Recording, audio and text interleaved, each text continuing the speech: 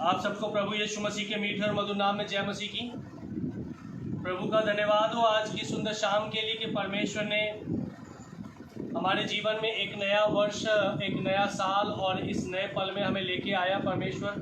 इसलिए हम परमेश्वर का धन्यवाद दें। और जैसा कि आप सबको पता है कि इस 2020 के बिल्कुल एक मिडिल पड़ाव में हम आ गए हैं। यानी कि अब तक हम लोगों ने इस कोरोना वायरस के स्ट्रगल से निकल के हम लोग अब इस लॉकडाउन से अनलॉक की स्थिति में आ गए हैं। तो जहाँ अभी जब तक अपन लॉकडाउन में थे तब तक अपन लोगों ने बहुत परमेश्वर के वचन को सुना और समझा। तो अब जब ये अनलॉक की स्थिति में हम आ गए हैं तो अब हमारे को उस वचन को इम्प्लीमेंट करने के लिए परमेश्वर की सामर्थ्य की आवश्यकता है। मेरे प्रियो, मैं सबसे पहले तो धन्यवाद दूंगा तमाम मेरे जूम पर बने हुए साथियों के लिए और साथ में मेरे फैमिली फेलोशिप के ग्रुप के तमाम मेंबर्स के लिए जो इस समय लाइव होकर इस वचन को सुनने के लिए आए हैं। प्रभु आज की शाम जो वचन के द्वारा हमसे बात करना चाहता है उन सब से मैं रिक्वेस्ट करूंगा कि आप सब लोग अपनी अपनी जगह पर जहाँ पर भी हैं इस वचन के लिए प्रार्थना करें, ताकि ये वचन केवल व्यक्तिगत जीवन के लिए नहीं, किसी एक कम्युनिटी के लिए नहीं, परंतु तमाम उन लोगों के लिए जो इस फेसबुक के माध्यम से इन वचनों को सुनते हैं।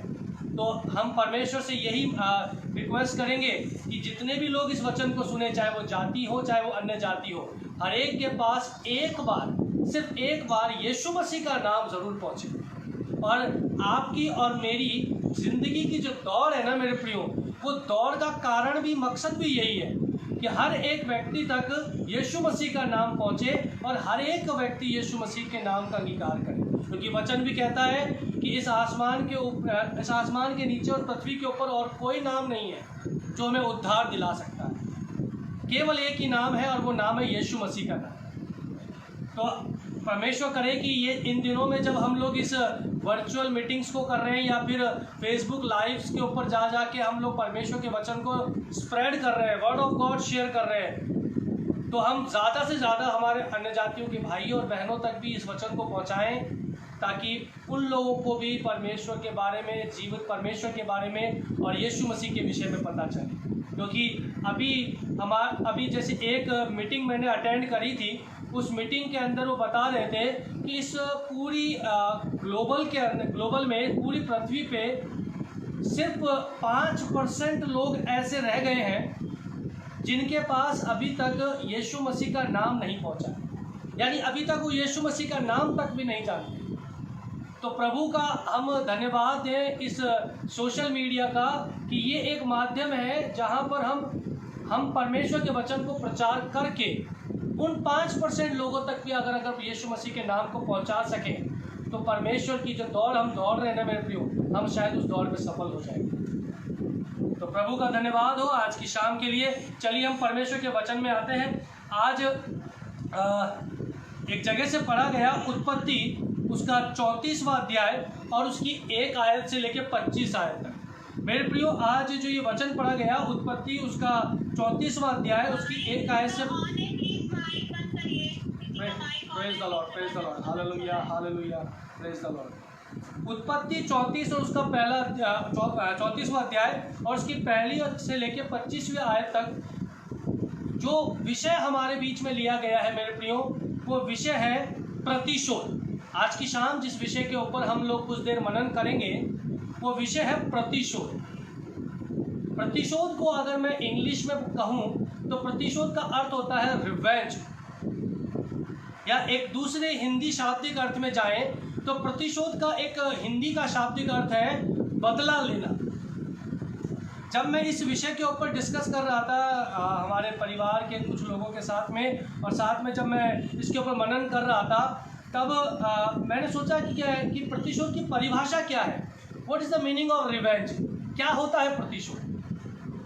तो मैंने जब इसकी परिभाषा के विषय में देखा तो वहाँ परिभाषा कुछ इस तरह से मेरे सामने आई कि जब कोई व्यक्ति किसी व्यक्ति के साथ में अन्यायपूर्ण व्यवहार करता है और उस अन्यायपूर्ण व्यवहार करने के बाद में वो व्यक्ति जिसके साथ अन्याय हुआ है वो व्यक्ति एक समय का इंतज़ार करता है कि वो भी उससे वैसा ही व्यवहार करे जैसा व्यवहार पहले व्यक्ति ने उसके साथ किया है। That is revenge. इसे कहते हैं प्रतिशोध। यानी एक व्यक्ति से उसके किए गए अन्याय का वो क्या करता है, बदला लेता है। ध्यान रखिएगा मेरे प्रियो, बदला जो लिया जाता है वो अन्यायपूर्ण होता है, वो न्यायपूर्ण नहीं हो सकता। ध्यान रखिएगा। आज हम अपने वास्तविक जीवन के अंदर भी अगर हम बात करें मेरे प्रियो, तो बहुत सी जगह ऐसी है जहां पर हम लोग कहीं ना कहीं किसी न किसी व्यक्ति विशेष से या किसी सामाजिक विशेष व्यक्तियों से हम लोग क्या है, बदले की भावना रखते हैं।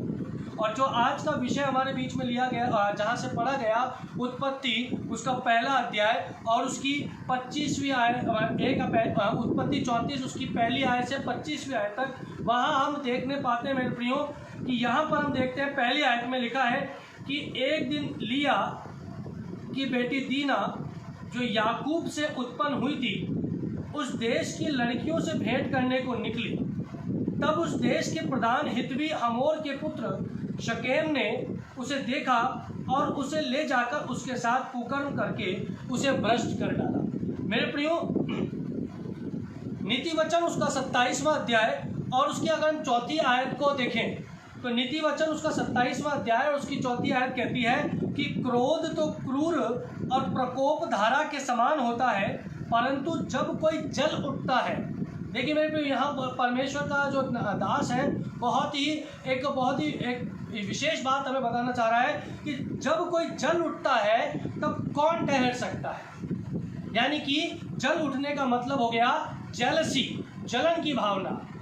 यानी कि एक व्यक्ति का दूसरे व्यक्ति से क्या है, जलन की भावना। यानी एक व्यक्ति दूसरे व्यक्ति से क्या हो रहा है, जल उठ रहा है। तो मेरे प्रियो, जल उठने का एक कारण होता है और वो कारण होता है कि वो उस व्यक्ति से क्या है, जिस व्यक्ति ने उसके साथ अन्याय किया है, उसके प्रति क्रोध की भावना।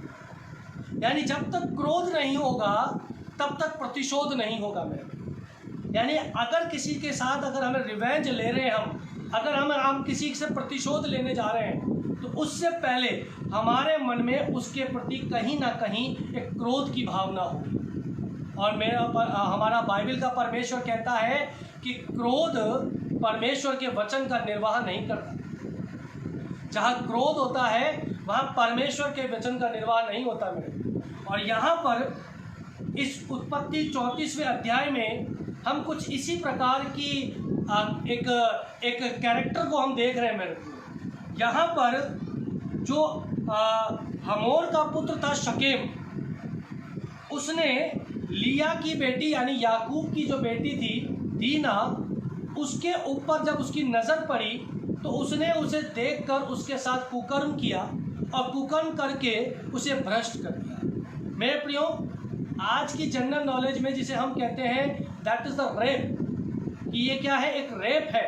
और अगर हम व्यवस्था के अनुसार देखें तो इस समय व्यवस्था नहीं थी, लेकिन व्यवस्था नहीं होने के बावजूद भी परमेश्वर जो है यहाँ पर इस काम को क्या कर रहा है, घृणित बता रहा है। यहाँ पर उस शकेम ने जो है ये एक बहुत ही घृणित काम किया उस याकूब की बेटी के साथ में। और आगे अगर हम 7वीं आयत में आए तो यहाँ हम देखते हैं कि याकूब के जो पुत्र थे,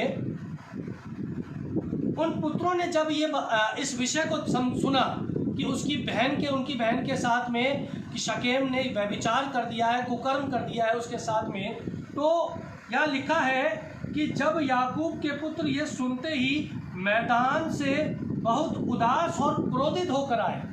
देखिए मेरे प्रियो, यहाँ प्रतिशोध बाद में आ रहा है, सबसे पहले आ रहा है क्रोध। उन भाइयों के मन में कहीं ना कहीं अपनी बहन के जीवन के साथ जो कुकर्म हुआ है उसके बदले की भावना दिखाई दे रही है मेरे। वो क्रोधित है इस समय, वो गुस्से में है इस समय। वो क्या चाह रहे हैं कि क्यों हमारी बहन के साथ ऐसा हुआ। अगर आप इसके बैकग्राउंड को देखेंगे तो ये जो जगह है जहाँ याकूब और उसका परिवार रह रहा है, ये एक अन्य जातियों का परिवार है मेरे। ये चुने हुई जगह नहीं है। यहाँ पर अगर हम 33वें अध्याय और उसकी 18वीं आयत को देखें तो यहाँ लिखा है कि याकूब जो पद्दनराम से आया था उसने कनान देश के शकेम नगर के पास कुशल क्षेम से पहुंचकर नगर के सामने डेरे खड़े किए और भूमि के जिस खंड पर उसने अपना तंबू खड़ा किया उसको उसने शकेम के पिता हमोर के पुत्रों के हाथ से 100 कसीतों में मोल ले लिया। मेरे प्रियो, ये वो सामरिया की जगह है जहाँ पर याकूब आके ठहरा है। मेरे प्रियो, ये वो जगह है जहाँ पर याकूब ने अपना तंबू गाड़ा है और यहाँ पर अपने परिवार के साथ रह रहा है। और जो लिया की बेटी दीना है वो क्या कर रही है, वो अपनी वहाँ की जो लोकल जो फीमेल्स थी, वहाँ की जो गर्ल्स थी, वो उनसे मिलने के लिए जा रही है।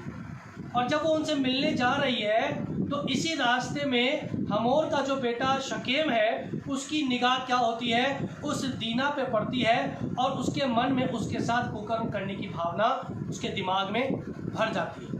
और वचन बताता है कि उसने उसे ले जाकर उसके साथ क्या कर दिया, कुकर्म कर दिया। मेरे प्रियो, कभी भी अगर हमारे मन में अगर किसी के प्रति बदला लेने की भावना होती है ना, तो उस भावना के पीछे कहीं ना कहीं पहले का कोई एक ऐसा अन्याय होता है। उस अन्याय की भावना के कारण ही एक व्यक्ति किसी व्यक्ति के प्रति जल उठता है। नीति वचन उसके 27वें अध्याय और उसकी 4थी आयत में लिखा है कि जब कोई जल उठता है तब कौन ठहर सकता है। यानी कि जब अगर किसी व्यक्ति के मन में किसी के विरुद्ध अगर जलन की भावना आ गई है तो वो जब तक उससे अपना बदला नहीं ले लेगा तब तक वो उससे क्या नहीं होगा, अब आज़ाद नहीं होगा, उस जलन से आज़ाद नहीं होगा। अगर हम थोड़ा सा बैकग्राउंड में और पीछे जाएं तो हम देखते हैं कि आदम के 2 बच्चे, उत्पत्ति उसका 4था अध्याय और उसकी 8वीं आयत को अगर हम देखें, यहाँ पर 4थे अध्याय में हम देख रहे हैं केन और हाबिल के विषय में। मेरे प्रियो, केन की भेंट स्वीकार नहीं की गई, हाबिल की भेंट स्वीकार की गई। केन को ये बात अच्छी नहीं लगी और उस केन ने क्या किया, रास्ते में चलते चलते अपने भाई को मार दिया। ये कहानी हम लोगों ने, ये वृतांत हमने काफ़ी टाइम पहले से पढ़ रखा है। हम लगातार कई जगहों से हमने कई बार इसको पढ़ा भी होगा, हमने संडे स्कूल से भी इस वचन को पढ़ा होगा। लेकिन मैं आपके बीच में इस बात को रखना चाहूँगा मेरे प्रियो, यहाँ पर एक ही दिन के अंदर केन के दिमाग में हाबिल को घात करने की कल्पना नहीं आई होगी। केन, ये पहली बार नहीं होगा कि केन के दिमाग में यह बात आई होगी कि मुझे हाबिल को मार देना है क्योंकि हाबिल की भेंट स्वीकार हो गई है और मेरी भेंट स्वीकार नहीं हुई। ये भावना जो केन के मन में थी अपने भाई को मार देने की या उससे प्रतिशोध लेने की, ये भावना कहीं ना कहीं बचपन से उसके मन में गड़ रही होगी। जहाँ कहीं हो सकता है कि आदम और हव्वा हाबिल से ज़्यादा प्यार कर रहे होंगे, केन से कम कर रहे होंगे और इस वजह से कहीं ना कहीं केन और हाबिल के मन में एक मनमुटाव की स्थिति आज हमें दिखाई दे रही होगी। या फिर कह लीजिए कि ये जो प्रतिशोध उसने लिया कि उसकी भेंट स्वीकार कर ली गई और उसकी भेंट स्वीकार नहीं की गई केन की, तो ये प्रतिशोध की भावना कहीं ना कहीं उसके मन में धीरे धीरे जन्म ले रही थी। और जब ये धीरे धीरे जन्म लेती एक समय पर आई तो हम देखने पाते हैं कि जब उस हाबिल की भेंट को स्वीकार कर लिया गया तब वो आपे में नहीं रहा होगा और उसने उस क्रोध में आके उस हाबिल को क्या कर दिया, समाप्त कर दिया। मेरे प्रियो, प्रतिशोध यही होता है, रिवेंज इसे ही कहते हैं, बदला लेना इसे ही कहते हैं, जल उठना इसे ही कहते हैं। जब हमारे मन में किसी के प्रति जलन उठ जाती है ना, तो जब तक हम उससे बदला नहीं ले लेते तब तक कहीं ना कहीं हमारे मन में ये टीस चलती रहती है कि इसने जो मेरे साथ किया है कि मैं इसका बदला ले कैसे लूँगा। मेरे प्रियो, ये जो प्रतिशोध होता है, यह प्रतिशोध दो तरीके से हम देख सकते हैं। एक ऐसा प्रतिशोध जो हम वास्तव में किसी के साथ भौतिक रीति से करते हैं, और एक प्रतिशोध वो होता है जो कल्पना के तौर पे होता है। इसे हम ऐसे कह सकते हैं कि अगर मेरे किसी भाई के पास में अगर एक बहुत अच्छी BMW कार आ जाती है, तो मेरे मन में कहीं ना कहीं उसके प्रति एक जलन की भावना उठ पड़ती है कि इसके पास ये कैसे आ गई, इसके पास ये गाड़ी कैसे आ गई, इसके पास इतना पैसा कहाँ से आ गया, इसके पास गवर्नमेंट जॉब कैसे आ गई, इसके पास इतनी अच्छी, इसके बच्चे इतनी अच्छी नौकरी क्यों कर पा रहे हैं, इसके परिवार में इतनी खुशी क्यों है। फिर हम अपने परिवार को प्रमोट करने की बजाय, अपने परिवार को बढ़ाने की बजाय सिर्फ और सिर्फ एक काल्पनिक तौर से उससे एक आत्मिक रीति से प्रतिशोध लेने की भावना मन में बिठा लेते हैं, और कहीं ना कहीं हमारे मन में हमारे उस भाई के प्रति क्या हो पड़ती है, जलन पड़ी जाती है मेरे प्रियो, और ये जलन ही हमारे मन में प्रतिशोध को लेके आती है। मेरे प्रियो, मैं आपके बीच में यहाँ दो बातें और रखूँगा इसी प्रतिशोध के विषय में, कि ये जो प्रतिशोध होता है, पहली बात जो हमने पहले सुनी थी वो था कि क्रोध जो होता है ना, वो प्रतिशोध को उत्पन्न करता है। अगर आप इसी 34वें अध्याय के अगर और आगे चलें तो आप देखेंगे कि 33वीं आयत में और 13वीं आयत में, तो वहाँ पर जो याकूब के पुत्र थे, उन्होंने शकेम के पिता हमोर और शकेम के विरुद्ध क्या की, छल की बातें कही, छल की बातें। वो अपनी बेटी उनको देना नहीं चाहते थे, लेकिन उनके मन में उनको घात करने की एक भावना थी, उनको मार देने की एक भावना थी। उस भावना को अपने मन में रखे हुए वो लोग प्रतिशोध का इंतज़ार कर रहे थे।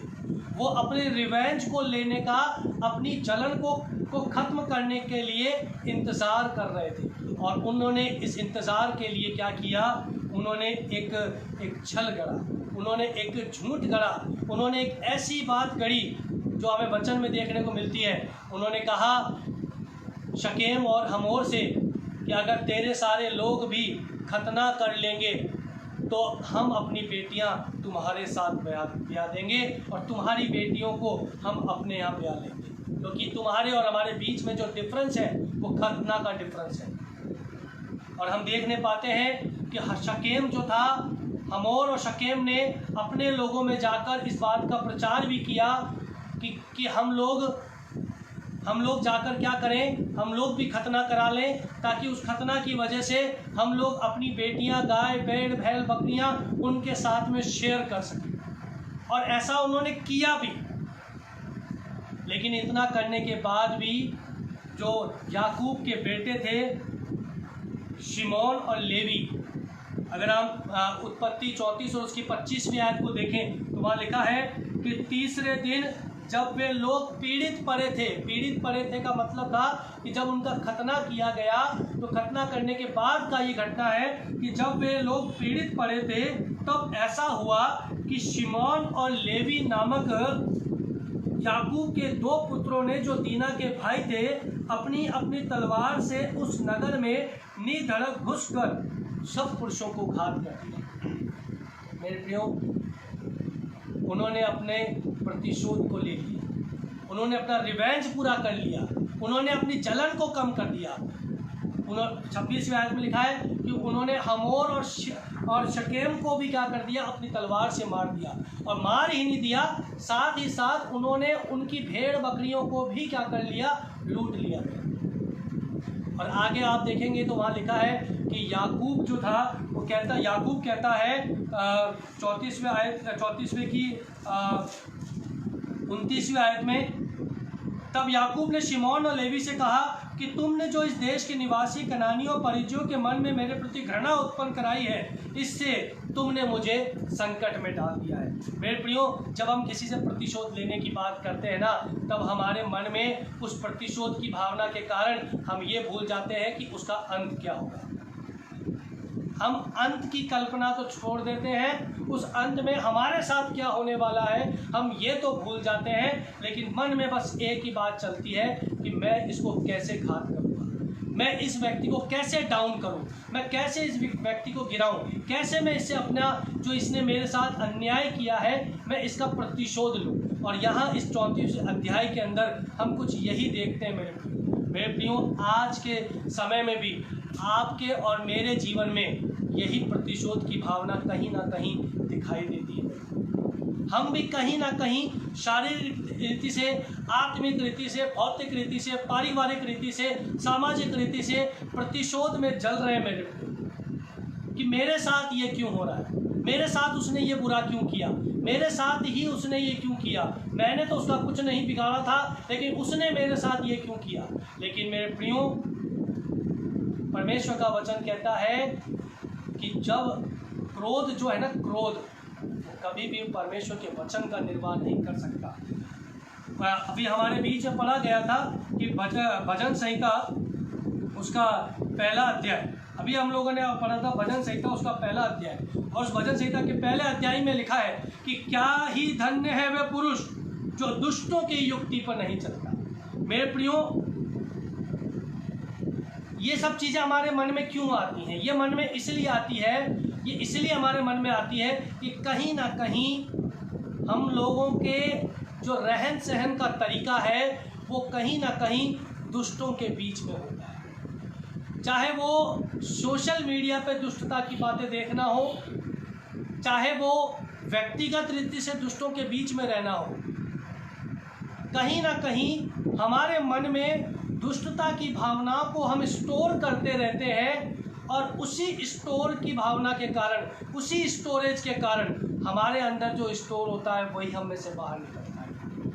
परमेश्वर का वचन कहता है, नए नियम में लिखा है कि हमारे अंदर जो चीज़ आती है वो हमें अशुद्ध नहीं करती है, लेकिन जो हमारे अंदर से जो निकलता है ना, हमें वो अशुद्ध करता है, जो हमारे अंदर से निकलता है। तो ये जो प्रतिशोध की भावना है, ये जो क्रोध की भावना है, ये जो जल उठने की भावना है ना, ये हमारे अंदर ही होती है और हम उसे ही निकाल के अपने सामने लेके आते हैं। और ये हमारे अंदर कब आती है मेरे प्रियो? इसीलिए यहाँ लिखा है कि क्या ही धन्य है वह पुरुष जो दुष्टों की युक्ति पर नहीं चलता। अगर आप इस आयत को रिवर्स करके सुनेंगे तो ये ऐसे लगेगी कि क्या ही श्रापित है वह पुरुष जो दुष्टों की युक्ति पर चलता है। अगर इसको मैं रिवर्स में बोलूँ तो दुष्टों की युक्ति को अगर हम उनकी प्लानिंग्स को, उन रिवेंज लेने वालों की प्लानिंग को अगर हम लोग एक्सेप्ट करेंगे तो हमारे अंदर से रिवेंज ही दिखाई देगा। मेरे प्रियो, यहाँ लिखा हुआ है इसी भजन संहिता उसके चौथे अध्याय में तीसरी आयत में, वह उस वृक्ष के समान है जो बहती नालियों के लायक और ऋतु में फैलता है। चौथी आयत में कि दुष्ट लोग ऐसे नहीं होते। यहाँ पहली, दूसरी और तीसरी आयत में एक धर्मी पुरुष के बारे में है, लेकिन यहाँ जब चौथी आयत में आते हैं तो लिखा है कि दुष्ट लोग ऐसे नहीं होते, वे उस भूसी के समान होते हैं जो पवन से उड़ाई जाती है। मेरे प्रियो, जब वचन हमारे पास है, जब वचन की बातें हम समझते हैं, तो समझने के बाद भी हमारे जीवन में फिर हम ऐसे पाप को जगह क्यों देते हैं? उस समय कैन और हाबिल के पास में शायद इस तरह का वचन नहीं था। उस समय लेवी और जो याकूब का दूसरा बेटा था उसके पास में इस तरह का वचन नहीं था। शायद उस समय शकेम और हमोर को इस व्यवस्था के बारे में नहीं पता था कि जो उन्होंने व्यभिचार किया, लेकिन आज की समय में ये वचन हमारे पास है, इस वचन की बातें हमारे पास हैं। प्रभु के दास लगातार इन वचनों से हमें सिखाते हैं कि पाप नहीं करना चाहिए, पाप नहीं करना चाहिए। तो मैं जहाँ तक समझता हूँ मेरे प्रियो, जितना हम लोग पाप को समझने की कोशिश करने में जा रहे हैं, हम उतना ही पाप करते चले जा रहे हैं। हम बचपन से पाप को समझ रहे हैं, हम बचपन से पाप को जान रहे हैं। हम जानते हैं चोरी नहीं करना, हम जानते हैं झूठ नहीं बोलना, हम जानते हैं कि माता पिता का आदर करना है, हम जानते हैं कि किसी चीज़ का लालच नहीं करना है, हम सब कुछ जानते हैं, लेकिन उसके बाद भी हमारे अंदर पाप है।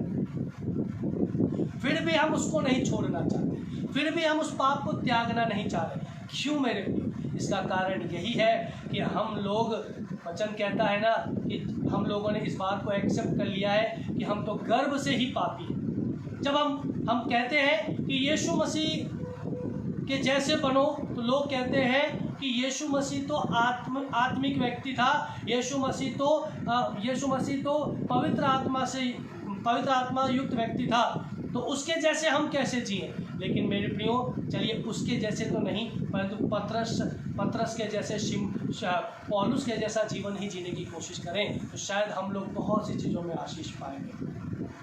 लेकिन हमारे जीवन में हम लोग पाप छोड़ना नहीं चाहते, हम पाप को और ओढ़ लेना चाहते हैं और उसको ओढ़ना चाहते हैं। मेरे प्रियो, ध्यान रखिए, ये अंत का समय है, ये अंत का समय है। ये सोच लीजिए कि हँसुआ जो है वो पेड़ की जड़ पर रखा गया है। अब वो समय आ चुका है कि वो हँसुआ चलाया जाएगा और उस पेड़ की जड़ समेत उसको उखाड़ा जाएगा। क्या आप और मेरी तैयारी आज की शाम अगर हम उठा लिए जाएं, तो क्या आपकी और मेरी तैयारी इस तरह की है जैसी प्रकाशित वाक्य में एक दुल्हन के रूप में एक कलीसिया के विषय में दी गई है कि उसकी एक मेमने की दुल्हन कैसी होनी चाहिए? अगर हमारे मन में किसी के प्रति प्रतिशोध है, अगर हम किसी से आज भी जल रहे हैं, अगर हम आज भी किसी से बदला लेने जा रहे हैं मेरे प्रियो, तो आज की शाम ये वचन शायद आपके लिए है मेरे। आज की शाम ये वचन आपके लिए हो सकता है। आज की शाम परमेश्वर इस वचन से आपसे बात कर रहा है और कह रहा है कि हे मेरे बेटे, हे मेरे बेटी, बदला लेना तेरा काम नहीं है, बदला लेना तेरा काम नहीं है। देख, मैंने तेरे सिर के बालों को भी गिन के रखा है। जब मैं तेरी एक एक बात को जानता हूँ, तो तेरे ऊपर आने वाले अन्याय को मैं नहीं समझ सकता क्या? परमेश्वर हमारे अन्याय को जानता है। परमेश्वर का वचन कहता है कि जिसके साथ यहोवा है उसका विरोधी कोई नहीं हो सकता। जिसके साथ परमेश्वर खड़ा है उसके साथ उसका कोई विरोधी नहीं हो सकता। भजनकार कहता है कि एक धर्मी के विरुद्ध लाखों लोग खड़े तो होंगे, परंतु कोई उस पर प्रबल नहीं हो पाएगा, कोई उस पर प्रबल नहीं हो पाएगा। धर्मी पर विपत्तियां तो बहुत पड़ेंगी, परंतु यहोवा उनसे उसे मुक्त करेगा। ये वचन हमारे लिए लिखे गए मेरे प्रियो। ये स्पेशली क्रिश्चियंस के लिए नहीं है मेरे प्रियो। ये उन तमाम मसीह, उन भाइयों के लिए, उन बहनों के लिए है जो शायद आज भी संसार के अंदर पाप में लिप्त है मेरे। आज यीशु मसीह आपसे कहना चाहता है कि आप लोग इस प्रतिशोध की भावना को त्यागें और उठाएं प्रभु यीशु मसीह की सलीब और चलें उसके पीछे। एक गीत हम गाते हैं ना कि यीशु के पीछे मैं चलने लगा, ना लौटूंगा ना लौटूंगा। ये गीत गाने में बहुत अच्छा लगता है मेरे को, ये गीत गुनगुनाने में बहुत अच्छा लगता है, लेकिन जरा इस गीत को फील करके देखिए। क्या यीशु की सलीब हम उठा रहे हैं क्या यीशु की सलीब, क्या उसके कोड़े हम खाने के लिए तैयार हैं क्या? आज जब हमारे जीवन में क्रोध है किसी के प्रति, आज हमारे जीवन में प्रतिशोध की भावना है किसी के प्रति, तो हमारे अंदर कहीं नहीं दिखाई दे रहा यीशु मसीह की सलीब, कहीं नहीं दिखाई दे रही हमारे जीवन में कि यीशु मसीह के कोड़े खाए जाने वाली आत्मा। हमें कहीं ना कहीं अपने जीवन को टटोलना है मेरे प्रियो। हमें तैयारी करनी है इन अंत के दिनों में कि हम परमेश्वर के वचन में और गहराई में जाएं और परमेश्वर के वचन में आशीष पाए और परमेश्वर के वचन में आगे बढ़े। ये प्रतिशोध का जो विषय आज मैंने लिया, ये मैं जब इस विषय की तैयारी कर रहा था तो ऐसे मैं बहुत से विषय इन दिनों मेरे दिमाग में आ रहे थे, परंतु परमेश्वर ने मुझे कहा कि विक्टर, आज तुझे प्रतिशोध के विषय में बात करनी है, आज तुझे प्रतिशोध के विषय में बात करनी है। आज तुझे मेरे लोगों को सिखाना है कि प्रतिशोध जो है वो इंसान को बिल्कुल उस नर्क के अग्निकुंड में ले जाता है जहाँ रोना और दांत का पीसना है। आज आप बदला ले लेंगे मेरे प्रियो, लेकिन कल क्या होगा? आप चले जाएंगे बदला लेके, आपके पीछे आपके परिवार का क्या होगा? आपका किया गया, परमेश्वर का वचन कहता है कि तेरे किए का पलटा मैं 10 पीढ़ियों से तेरे दूंगा। तो आज आपका वंश अगर श्रापित होगा आपकी वजह से, तो सोचिए उसको 10 पीढ़ियों तक उसका श्राप उन्हें भोगना पड़ेगा। आप सतर्क रहिए, शैतान को अवसर नहीं दीजिए, अपने आप को इस तरह से परमेश्वर में कवर कीजिए कि आप शैतान को कहीं अवसर ना दें। शैतान तो गरजने वाले सिंह के समान है मेरे प्रियो, वो तो इंतज़ार में इसी के रखा पड़ा है कि कहीं ना कहीं आप टूटे और वो आपको इस्तेमाल में करे। वो तो शैतान तो चाहता ही यही है कि वो आपको इस्तेमाल में लाए। अगर आप उसके हाथों के धागे बन जाएंगे, उसकी कठपुतली बन जाएंगे, तो शायद वो आपको नचाता नचाता उस नर्क की आग तक ले जाएगा। और वो चाहता भी यही है कि वो परमेश्वर से आपको अलग करे। वो चाहता भी यही है कि वो जीवन की पुस्तक में से आपका नाम हटा दे। वो चाहता भी यही है कि उस स्वर्ग में उस सिंहासन पे आपको बैठने ना दे। मौका आपके पास है, समय आपके पास है। आप तैयार कीजिए अपने मन को और परमेश्वर से प्रार्थना कीजिए कि प्रभु मेरे मन में जो ये प्रतिशोध की भावना मेरे भाई के प्रति है वो ना हो। मैं उसे क्षमा करता हूँ, मैं अपने जीवन से उसे क्षमा करता हूँ। मैं नहीं चाहता है मैं उससे प्रतिशोध लेना। प्रभु तेरी इच्छा वहाँ पूरी हो। यदि उसके मन में अगर परमेश्वर ने काम किया तो मैं आपको ये बात का प्रमाण देता हूँ कि वो आएगा और आपके सामने घुटने टेक कर क्षमा मांगेगा। जब याकूब जब एसाव के सामने गया ना मेरे प्रियो, तो एसाव को दूर से देखकर ही उसके पास जाकर घुटने के बल गिर गया और रोकर प्रार्थना करने लगा।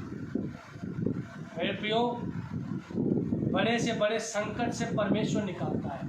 हमें क्षमा मांगना है, हमें क्षमाशील होना है। हम जब प्रभु की प्रार्थना करते हैं ना, उस प्रार्थना में भी तो हम यही कहते हैं कि जिस प्रकार तूने हमारे पापों को क्षमा किया है, हम भी अपने अपराधियों के पापों को हम भी क्या कर सकें, अपने अपराधियों के पाप क्षमा कर सकें। हम भी अपने अपराधियों को क्षमा कर सकें। जब हम अपने अपराधों के लिए क्षमा मांग सकते हैं, तो क्या हम अपने भाइयों के अपराधों को क्षमा नहीं कर सकते? फैसला आपके हाथ में। आप परमेश्वर के सामने आइए और परमेश्वर से प्रार्थना कीजिए। परमेश्वर आपको बुद्धि देगा, परमेश्वर आपको समझ देगा, परमेश्वर की आत्मा आपको सिखाएगी कि आपको उस घड़ी क्या कहना है और क्या कहना है। आइए हम प्रार्थना करें और परमेश्वर से प्रार्थना करके हम अपने लिए बुद्धि और सामर्थ्य मांगें। सर्वशक्तिमान, जीवित, अनुग्रहकारी, विलंब से क्रोध करने वाले हमारे जीवित पिता, हम प्रभु जी प्रार्थना करते हैं आज की शाम के लिए। प्रभु जी, इस शाम प्रभु जी जो तूने वचन दिया प्रभु जी, हम जानते हैं कि प्रभु इस वचन में क्या भला है और क्या अच्छा है प्रभु और क्या बुरा है प्रभु जी। हम नहीं समझ सकते, परंतु तेरी पवित्र आत्मा हमें सिखाए प्रभु, तो हम सीख सकते हैं प्रभु। हमें सिखाइए प्रभु जी, हमें क्षमा करना सिखाइए प्रभु जी, हमें प्रभु जी क्षमा करना सिखाइए प्रभु जी, ताकि हम अपने अपराधियों को जो हमारे लिए अपराध कर रहे हैं प्रभु, हम उन्हें क्षमा करें प्रभु जी, ताकि प्रभु जी हम अपने लिए प्रभु जी पाप को ना कमाएं प्रभु जी। हम पिता परमेश्वर अपने परिवार के लिए पाप ना कमाएं प्रभु जी। प्रभु आज की शाम जितने लोग इस लाइव वर्शिप को देख रहे हैं प्रभु जी, जितने लोग जूम एप्लीकेशन पर प्रभु जी इस आराधना को देख रहे हैं प्रभु जी, किसी के भी मन में अगर प्रभु जी प्रतिशोध की भावना, जल उठने की भावना है प्रभु, आप उसे शांत कीजिए पिता परमेश्वर। आप उसके मन में बुद्धि समझ दीजिए पिता परमेश्वर, ताकि प्रभु वह आपके लिए प्रभु जी अपने मार्गों को सीधा करने वाला हो सके। वो वेदियाँ जो टूट गई हैं प्रभु जी, उन वेदियों को फिर से हम प्रभु जी रिनोवेट करने पाए। जिन वेदियों को हमने तोड़ लिया है प्रभु जी अपने जीवन में, उन वेदियों को वापस से हम रिनोवेट करने पाए, ताकि एक उत्तम बलिदान, एक उत्तम आत्मिक बलिदान प्रभु हम आपके सामने चढ़ाएं और वो आपके सामने ग्रहण योग्य ठहरने पाए। सारा आदर मान महिमा आप ही को देते हुए आपके बेटे और हमारे उद्धारकर्ता यीशु मसीह के नाम से मांगते हैं, सुनिए ग्रहण कीजिए। आमीन। आप सबको प्रभु यीशु मसीह के नाम में जय मसीह।